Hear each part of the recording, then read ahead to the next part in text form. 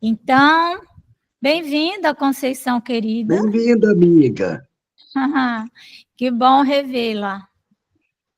Vamos continuar aqui o nosso estudo de O Livro dos Espíritos. Estávamos vendo da volta do espírito à vida corporal. Esse processo, né? Então, a reencarnação, que é muito diferente de nascimento, certo? Então, ontem nós estávamos falando da morte, no livro dos médiuns, tá? Trabalhando a questão da morte, que é muito diferente de desencarnação, né? Porque diz que você falou lá que não pode usar essa expressão, né? Márcia, ontem não, né? Ontem, sabe o que aconteceu ontem? Nós estudamos Ontem o livro foi dos domingo. médiuns. Pois é. Domingo foi ontem. Então, às 16 horas, nós fizemos um estudo sobre o livro dos médiuns. Sabe por quê, Malvina? Estava faltando um dia para nós. Nós estávamos sem estudar o livro dos médiuns, sabe? Mas eu não vi, não. Mas eu postei lá no grupo. Eu não vi nada. Eu peguei o celular só mais tarde. Por isso. Entrei no estudo de Minas e não vi mais nada. Então, foi antes. E aí, tá. Mas está gravado. Se você quiser assistir, está lá. Uhum. Então, nós estamos estudando, né, no livro dos Espíritos, né, da volta do espírito à vida corporal, certo? Que é a parte 2ª, capítulo 7, de O Livro dos Espíritos. Então, o que nós vimos sobre isso? Só para nos recordarmos que, primeiro, não existe processo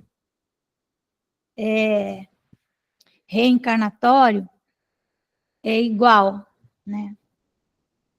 E que quando ocorre esse mergulho do espírito na nossa dimensão, no mergulho na carne, vamos dizer assim, né?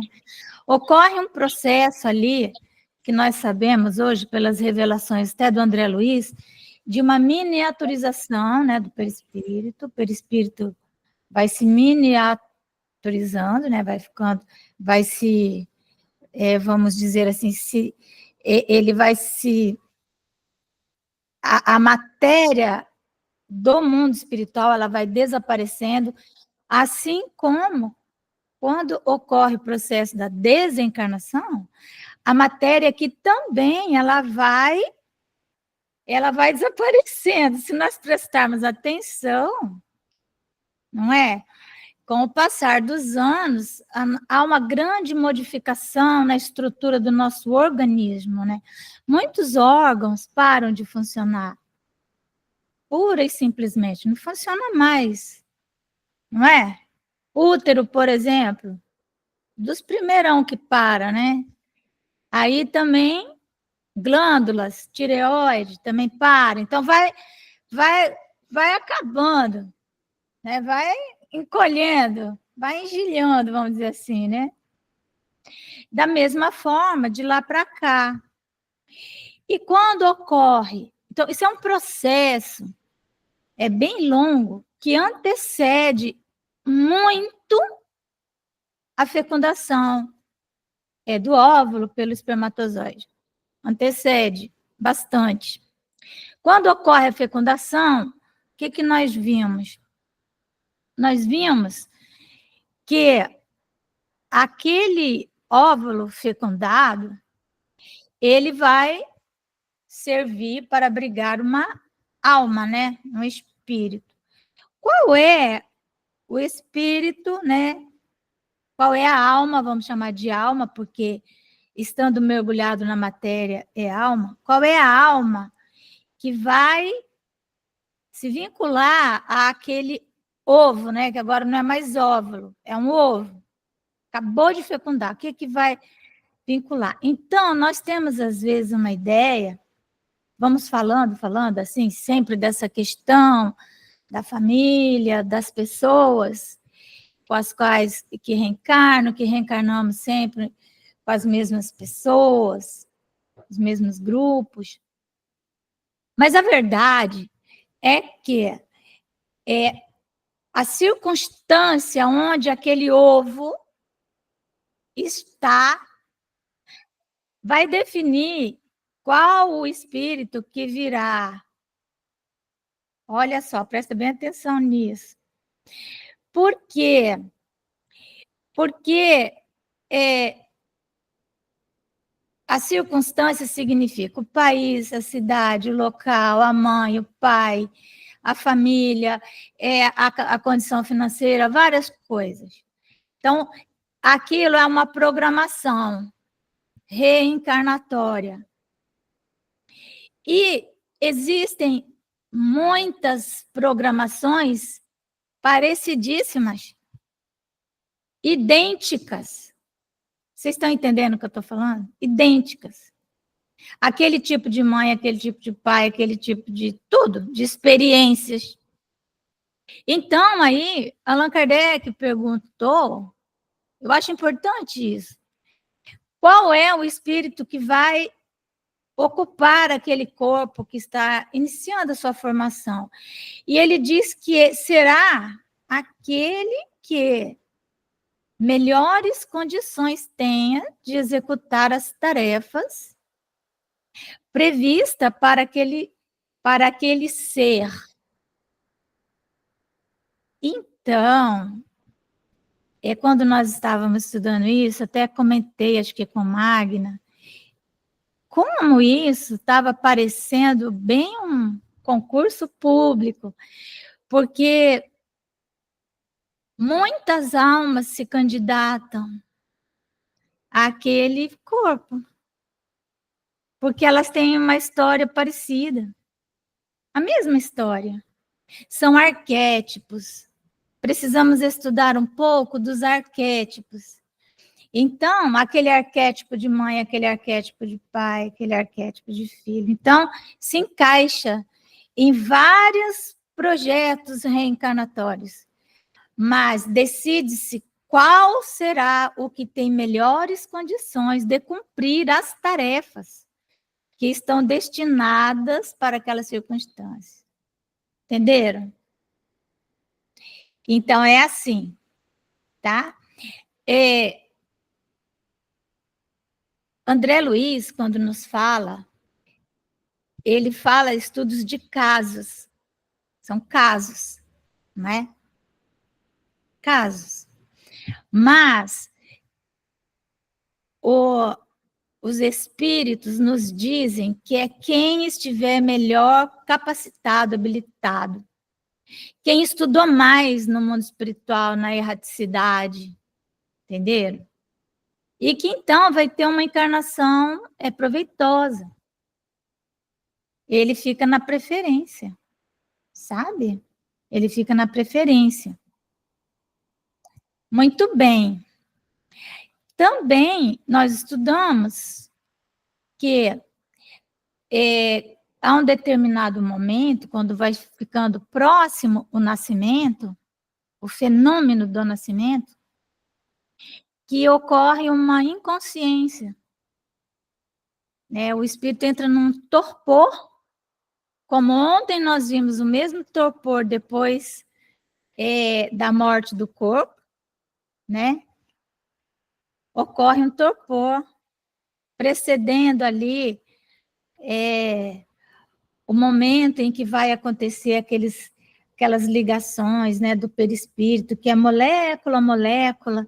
Isso vai depender muito de espírito para espírito, né, da elevação do espírito, né?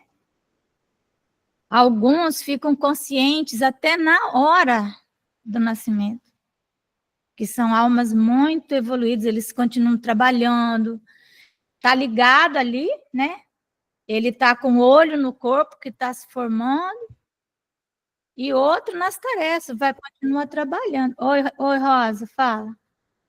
Há a possibilidade de uma criança que ainda está sendo gerada, por exemplo, na altura do quarto, quinto mês, o espírito dela comunicar? Sim, muito comum. Porque Muito, muito. aconteceu isso na minha família. O Bruno era um espírito que comunicava, ele era um espírito de um médico alemão, e que ele comunicava no centro que a minha mãe dirigia, e aí ele comunicou falando que ele ia reencarnar. Ele pediu permissão ao meu pai e minha mãe.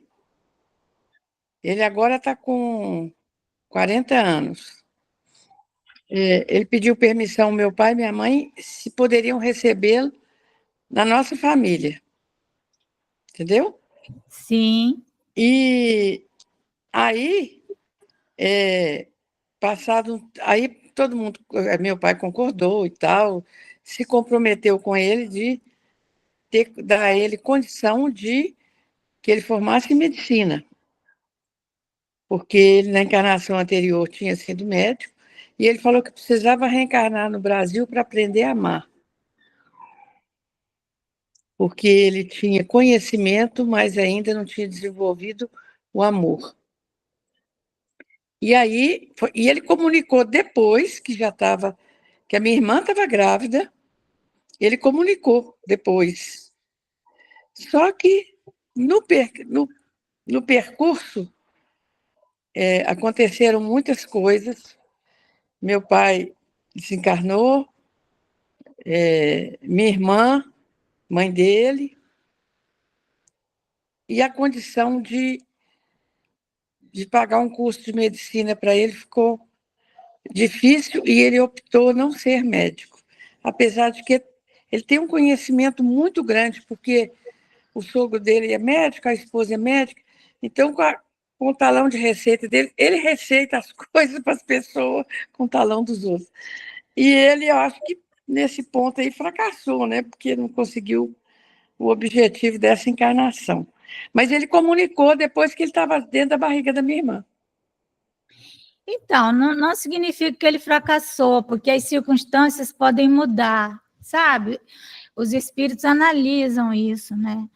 Circunstâncias, tem que ter muita circunstância que não depende só da pessoa, sabe? Não depende só dela.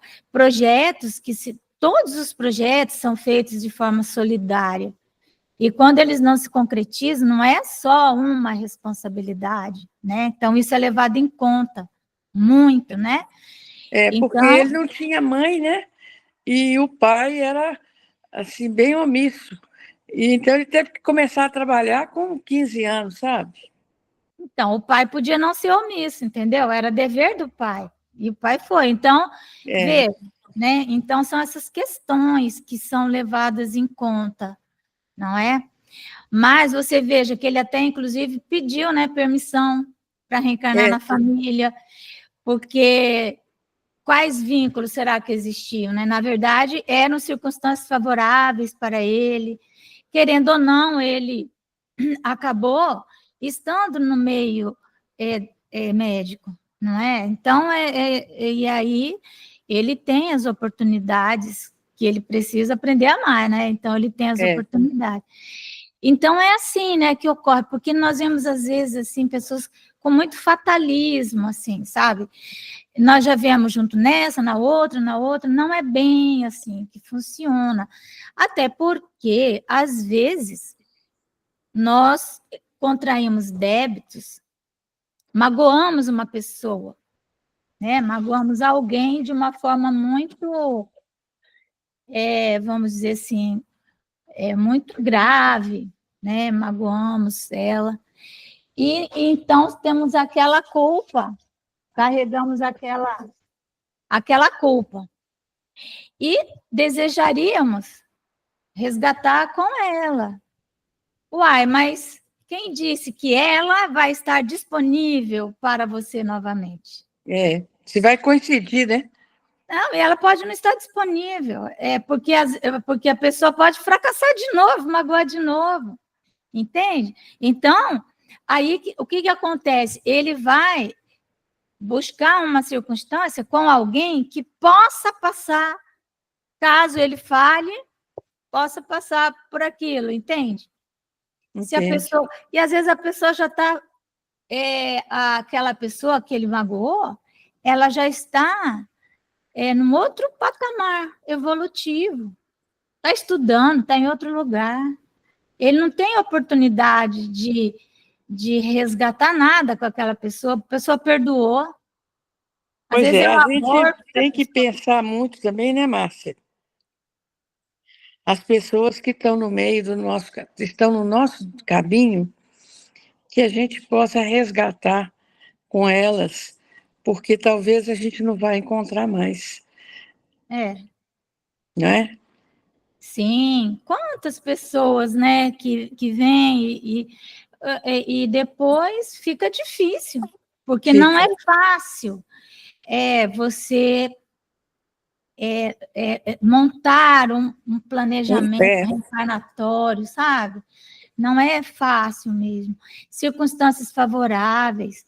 Quantas almas que nem tinham que reencarnar, eles pedem para reencarnar, porque tem uma circunstância ali que parece que vai ser favorável para aquela necessidade dele, né? Então, é isso, né? E aí, o que também que se fala aqui dessa volta, né, do espírito à vida corporal, que conforme os órgãos vão amadurecendo, o espírito vai conseguindo comandar o corpo. Evidente, por exemplo, um bebezinho, ele mal se mexe, né? Depois ele começa a engatinhar, então os órgãos dele não estão Comandando, né? para transmitir todas as informações que ele, espírito, tem. Então, e aí também os espíritos nos falam aqui nessa parte que, além disso, o órgão ele vai se formar a partir do comando do espírito. É o espírito que vai dar o comando para que aquele órgão seja mais ou menos habilitado. Tá, Certo. mas aí todo espírito, ele sempre tem muito mais conhecimento do que em estado de erraticidade do que quando encarnado. Então, qual a causa disso? A causa disso pode ser moral, né? Porque as condições morais do espírito vão determinar se aquele órgão vai ser bloqueado ou não. Entendeu? Uhum. Ele pode ter um bloqueio em determinados órgãos, algumas doenças que estão na alma, né, que estão no perispírito, porque quando ocorre a morte do corpo... Fala, Rosa. É Magna? Ah, é Magna? Não dá para ver o nome inteiro. Fala, amor. O meu genro, marido da Isabela, ele nasceu deficiente. E ele foi amputado quando criança até um pouco abaixo do joelho. Ele usa uma prótese. Ele tem estereotocone, ele tem um calombo na mão. Ele é todo complicado, sabe? Mas, assim, ele se aceita muito bem quanto a isso. Ele é um pouco chantagista, assim, meio dengoso com ela, com minha filha, mas ele é bem... Ele enfrenta bem essa situação, sabe? Aí, uma vez a gente conversando, ele falou assim, eu estava começando a ficar, né, com os meus problemas aqui de pé e de mão, aí ele falou comigo, dona Magna, você tem que aceitar, é assim, não tem outro jeito. Você vê que você não vê que eu aceito? Aí, esse dia eu não estava muito bem, eu respondi para ele, mas eu não nasci assim. Quer dizer, eu fui extremamente grosseira com ele, mas depois eu conversei com ele sobre isso. Porque, assim, a aceitação de primeira, quando a gente diz, né, nasce perfeito e fica com alguma deficiência, é complicada. E ele, assim, ele usa uma prótese bem, ele é muito branquinho, aí ele usa uma prótese bem na cor da pele dele, Aham. e apesar de ter problemas sempre no corpo e tudo, mas é uma pessoa super bem resolvida, sabe? Ele, no quesito da deficiência que ele nasceu com ela. Então, o que E acontece? aceitação, né, Magno? Oi, É, querida? Aceitação, né?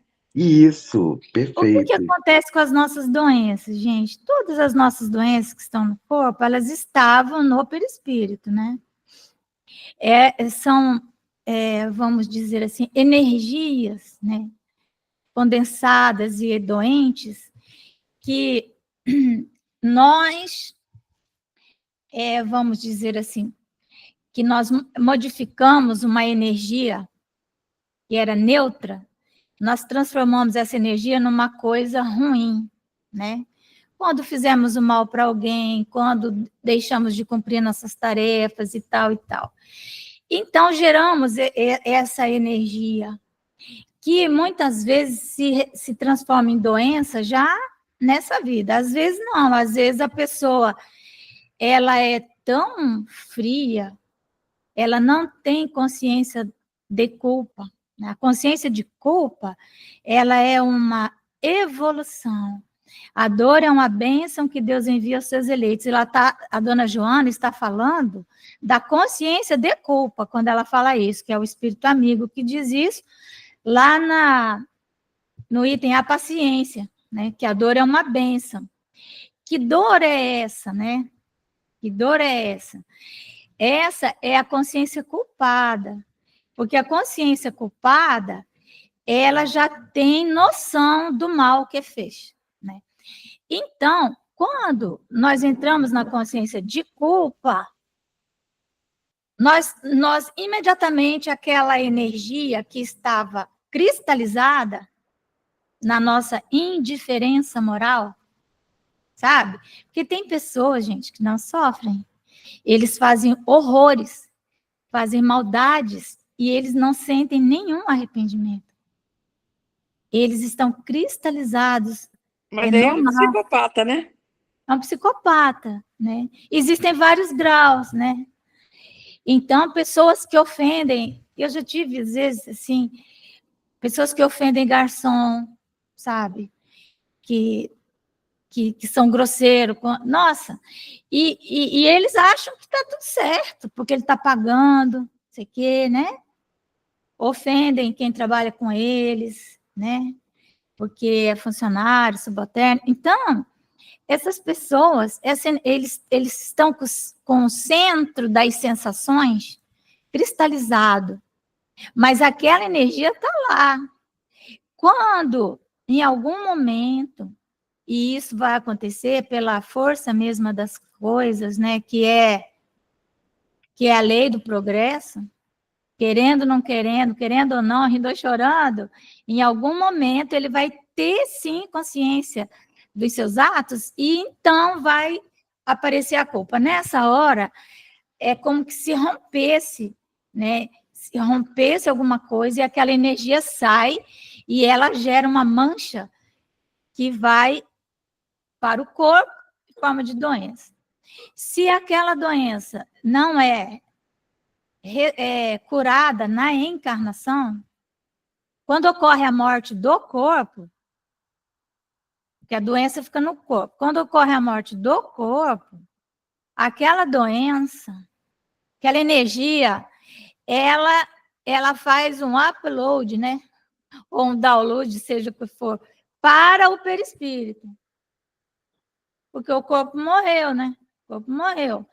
E o processo de desencarnação é isso. É toda essa energia doente que vai se impregnar o perispírito. E isso fica lá no perispírito. Na encarnação seguinte, quando aquele perispírito vai plasmar um corpo, ele pode os espíritos já bloquearem de primeira Mas se for bloquear tudo que é problema da alma, nós vamos nem ter corpo.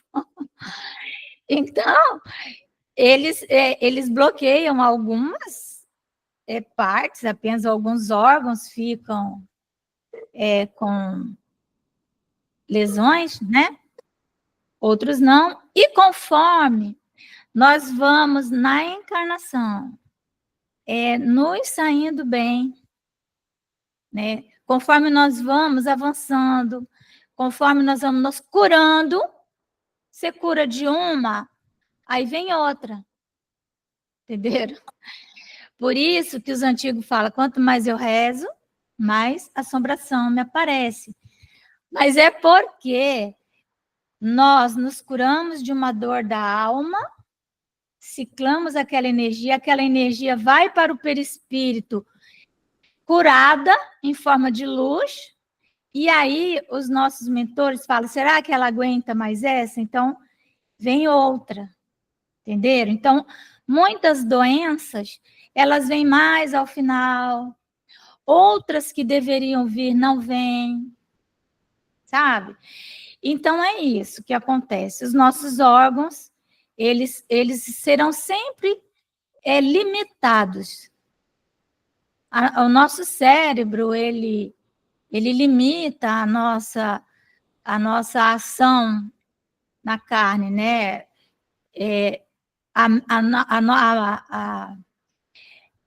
A nossa realidade espiritual, ela é muito maior do que essa que nós apresentamos aqui, na carne. Eu vou compartilhar a tela, porque nós vamos falar hoje justamente de um problema mental, né, de uma doença mental, que é o idiotismo e a loucura. Deixa eu só...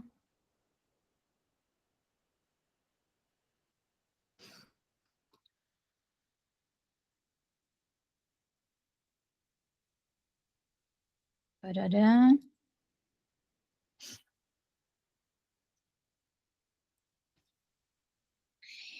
Idiotismo, loucura.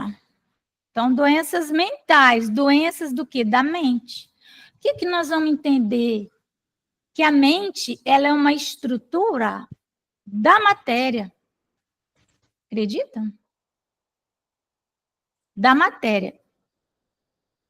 Tanto do corpo de carne quanto do perispírito. Ela é uma estrutura, sabe? E então a pergunta de Kardec é o seguinte: tem algum fundamento o pretender-se que a alma dos cretinos e dos idiotas é de natureza inferior? Vocês sabiam que cretino ele está abaixo do idiota? Tem gente que acha que não, né? Que mas o cretino, ele é cretino porque por opção. Não, é doença. É doença? É, amiga. Quer ver? Vou te mostrar aqui, ó.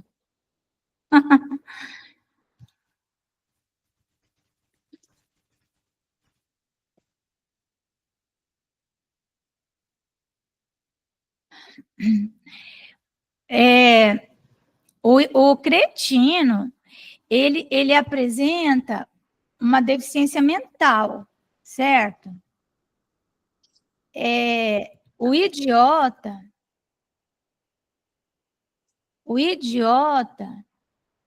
ele é um pouquinho... o cretino é uma deficiência mental mesmo, grave. O idiota, ele tem problema de discernimento, dificuldades. De entendimento, né? Entendimento. Então, quando se chama uma pessoa, seu cretino, é o mais alto grau de doença mental, assim, de cognitiva, né? Da cognição. E as pessoas acham que não, né? Acham que o idiota é que é. Mas não é. Então, a pergunta é essa, né? Se a alma deles é de natureza inferior. Se existe, ó, tem algum fundamento, tem algum fundamento. Aí Kardec fala, nenhum fundamento. Eles trazem almas humanas, não raro mais inteligentes do que supondes, mas que sofrem da insuficiência dos meios de que dispõem para se comunicar, da mesma forma que o mudo sofre da impossibilidade de falar. Entenderam? Entenderam? Entendi. Que objetivo visa... Então, quando o cérebro deles está se formando lá, vai se formar lá no útero da mãe,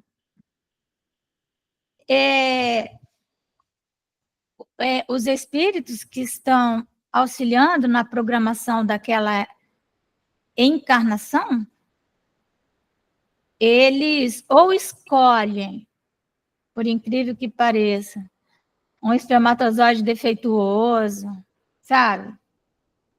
E momentaneamente magnetiza aquele espermatozoide para ele fecundar o óvulo e sair com defeito.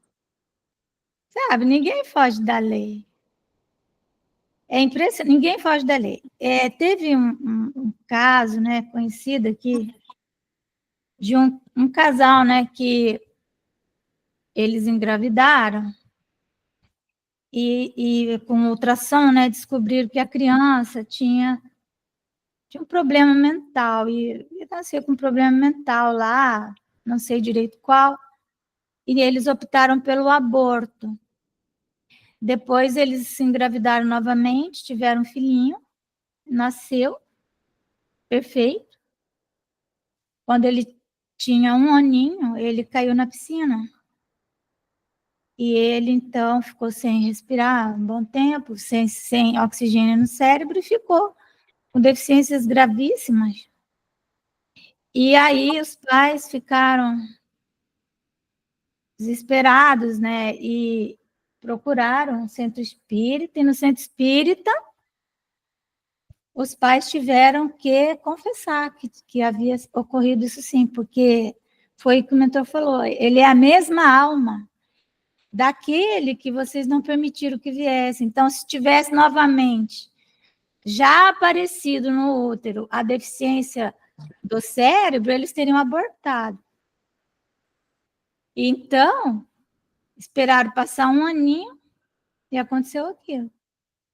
Né? Então, veja, ninguém foge da lei, não é verdade? Que objetivo visa a providência, criando seres desgraçados como os cretinos e os idiotas? Os que habitam corpos de idiotas são espíritos sujeitos a uma punição. Sofrem por efeito... Oi? Falou alguma coisa, Rosa? Então, os idiotas, eles sofrem por uma punição, sujeitos a uma punição. Sofrem por efeito do constrangimento que experimentam e da impossibilidade em que estão de se manifestarem mediante órgãos não desenvolvidos ou desmantelados. O espírito está vendo tudo que está acontecendo. Está vendo tudo. É igual, é a mesma coisa, porque aqui é a mente, né? Provavelmente alguém que usou a inteligência para sabe-se lá o quê, né? Mas tem uma história que André Luiz que conta de uma pessoa que ele era fofoqueiro. Ele via as coisas acontecendo, ele contava. Via o marido traindo a mulher, ia lá, contava para a mulher, vice-versa. E isso gerou muitas tragédias, sabe? Muitas tragédias. E aí ele Mas ele, não, ele várias encarnações, ele perdeu as chances por isso, porque ele causava muitas tragédias. Aí, então, ele reencarnou, mudo, numa corte cheia de intrigas. E ele ouvia e via, mas ele não falava. Não conseguia se expressar de jeito nenhum. E ele via coisas do Arco da Velha e ele tentava falar, ninguém entendia o que ele falava. E depois ele começou a perceber que o fato dele não ter conseguido contar aquilo foi bom porque, sabe, o desdobramento foi bom, né? E então ele aprendeu. Então, desde então, ele se tornou uma pessoa bastante introvertida. Raramente abria a boca. Então, vamos lá, né? Não há, pois, fundamento para dizer-se que os órgãos nada influem sobre as faculdades? Nunca dissemos que os órgãos não têm influência. Pelo contrário, é justamente por terem, né, que a pessoa não consegue manifestar o que ela quer, né? Pena muito grande sobre a manifestação das faculdades, mas não são eles a origem destas. Não são os órgãos a origem das nossas faculdades. As nossas faculdades e as nossas habilidades estão no espírito, no ser imortal, que vai precisar movimentar o perispírito para o perispírito movimentar o corpo. Olha a complicação. Às vezes até o perispírito está todo problemático lá. Aí não tem como. Aqui está a diferença. Um músico excelente com um instrumento defeituoso não dará a ouvir boa música, o que não fará que deixe de ser um bom músico. Não é? Importa se distinga o estado normal do estado patológico. Aqui é o Kardec nos esclarecendo. No primeiro, o moral vence os obstáculos que a matéria lhe opõe. Há, porém, casos em que a matéria oferece tal resistência que as manifestações anímicas ficam obstadas ou desnaturadas, como nos de idiotismo e de loucura. Na loucura, a desconexão, né? Desconexão com a realidade, porque a mente está adoecida.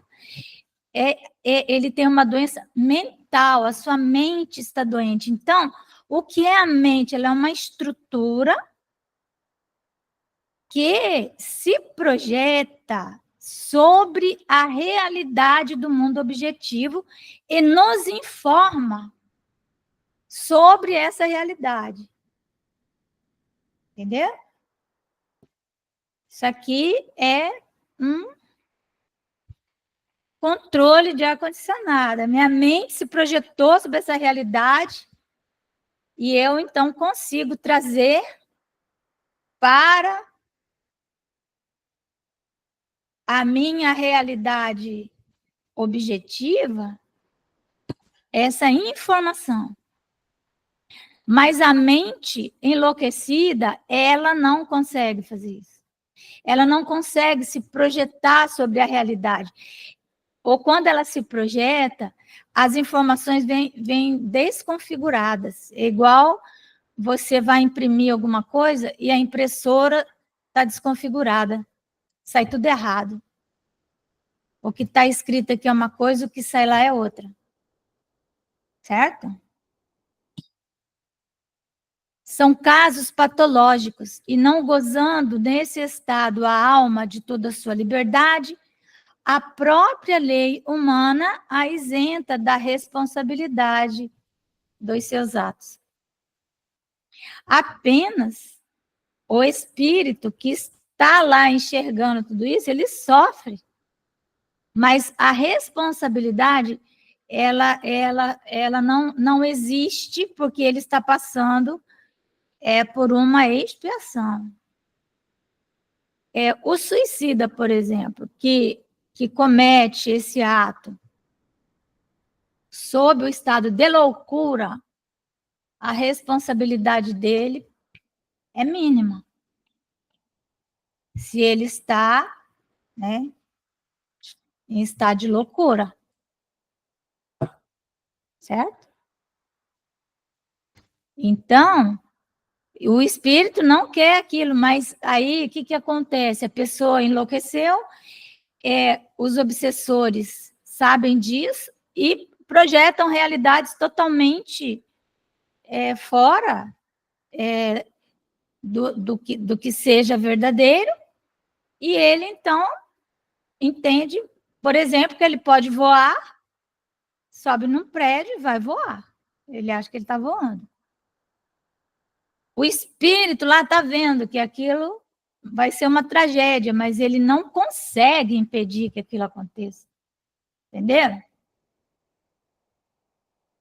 Isso acontece. Espíritos podem assassinar pessoas encarnadas? Podem. E assassinam. Muitas vezes. Muito mais do que supondes. São eles que nos dirigem. Aí, influenciam os espíritos em nossos pensamentos e nossos atos, muito mais do que supondes. De tal modo influenciam em vossas vidas que de ordinário são eles que vos dirigem. Quem nos dirige? Os que nos amam? Os que nos odeiam?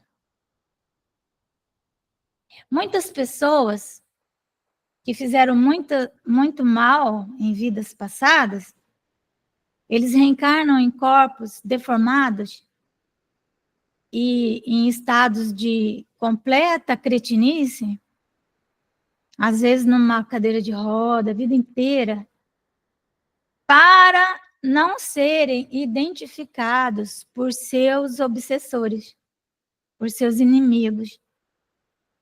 Eles ficam como que camuflados na encarnação.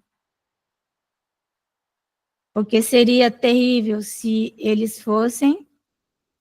Então, com isso, dá tempo de muitos inimigos também se modificarem e tal. E aquilo que nós achamos que é um horror é uma bênção. Porque aquela alma está confinada ali. Às vezes tem uma mãe cuidando dele, né? Passa a encarnação inteira, às vezes, como eu já vi, né? Tem um amigo que ele coordena uma casa de pessoas com as mais variadas deficiências. Pessoas que estão a vida inteira ali, numa cama. E como entender isso? O que estão fazendo ali? Muitas vezes estão camuflados para não serem reconhecidos pelos inimigos, e os inimigos indo se adiantando, se esquecendo, sabe? Para que quando eles venham a começar a cumprir verdadeiramente as suas penas, a coisa já esteja um pouco mais leve. Entenderam? Vou ler mais uma, tá, gente? Vocês viram como é importante estudar o Espiritismo, gente? No texto. Realmente. Não tem Emmanuel, não tem André Luiz, não tem Dona Joana, que vão nos dar essas orientações desse jeito. Nessa ordem. Né? Com esses códigos todos muito bem colocados. Vamos prestar atenção, né? Então, vamos lá. Qual será o mérito da existência de seres que, como os cretinos e os idiotas, não podendo fazer o bem nem o mal, porque eles não têm responsabilidade, se acham incapacitados de progredir? É isso que eu estava falando, né? Eles não têm responsabilidade. Mas é uma expiação decorrente do abuso que fizeram de certas faculdades. É um estacionamento temporário. Eles ficam parados. Eles ficam fazendo um trabalho chamado interno. Sabe? Eles, aparentemente, eles não estão fazendo nada, mas o espírito está vivenciando cada segundo daquela cadeia, daquela prisão, e ele está fazendo o seu trabalho interno, a sua missão interna, porque nós temos duas missões, uma missão interna e uma missão externa. Então, ele estaciona temporariamente, por quê? Porque ele precisa trabalhar questões profundas do seu inconsciente mais profundo. Pode, assim, o corpo de um idiota conter um espírito que tenha animado um homem de gênio em precedente existência? Certo. O gênio se torna, por vezes, um flagelo quando dele abusa o homem. Então, gênio aqui é a mente, né? A mente genial. Pode virar um flagelo quando essa mente é encarnada num corpo, que vira homem, né? Quando também encarnado, então é homem. Utiliza essa genialidade para o mal. A superioridade moral nem sempre guarda proporção com a superioridade intelectual. E os grandes gênios podem ter muito que expiar. Daí, frequentemente, lhes resulta uma existência inferior à que tiveram e uma causa de sofrimentos. Os embaraços que o espírito encontra para suas manifestações, o espírito lá quer se manifestar e não consegue, se lhe assemelham às algemas que tolhem os movimentos de um homem vigoroso. Pode dizer-se que os cretinos e os idiotas são estropiados do cérebro, como o coxo o é das pernas, e dos olhos o cego. Então, essa questão da inteligência, né? Porque nós vamos pensar aqui, nós vamos lembrar de novo, né? Eu já vi pessoas dizerem que Deus nos deu tais e tais e tais dons, mas Deus, ontem nós falamos sobre isso, Deus nos outorgou a inteligência, a vontade e a atividade, esses três instrumentos, três ferramentas para nós usarmos para a nossa evolução. Porque nós somos o princípio inteligente que povoa o universo fora do mundo material. Isso é o que somos. Só que essa inteligência, quando nós falamos de inteligência, nós temos que entender que existem dimensões de inteligência. Então, nós temos a inteligência intelectual, que é essa inteligência da mente, racional, certo? Nós temos uma inteligência emocional, que tem até um livro, eu falei ontem, Daniel Kahneman, que ele fala dessa inteligência emocional, que eu prefiro chamar de inteligência sensorial, porque ela se refere às nossas sensações e não às nossas emoções, porque as nossas emoções já são nossos sentimentos. Mas, enfim, inteligência sensorial ou emocional e a inteligência espiritual. Então, a inteligência espiritual é aquela que diz qual é o nosso grau moral. Entendeu? Então, às vezes, a pessoa tem uma inteligência intelectual muito grande, alguma inteligência emocional, mas não tem inteligência espiritual. Então, ele não consegue compreender, por exemplo, Deus. Ele não compreende Deus. Ele não consegue compreender a criação, ele não consegue amar a criação. E aí, ele é muito inteligente, intelectualmente falando, e aí é onde. Então, o que, que ocorre? Quando ele fica preso, ele precisa desenvolver, então, estando uma parte dele encarnada, desenvolver a inteligência emocional e a inteligência espiritual. Entendeu? Através do quê? Através do sofrimento. Porque o sofrimento, né, é uma bênção que Deus enviou aos seus eleitos. O sofrimento é uma forma de evoluir, não é? Tá certo, meus amores? Vou também parar a nossa gravação.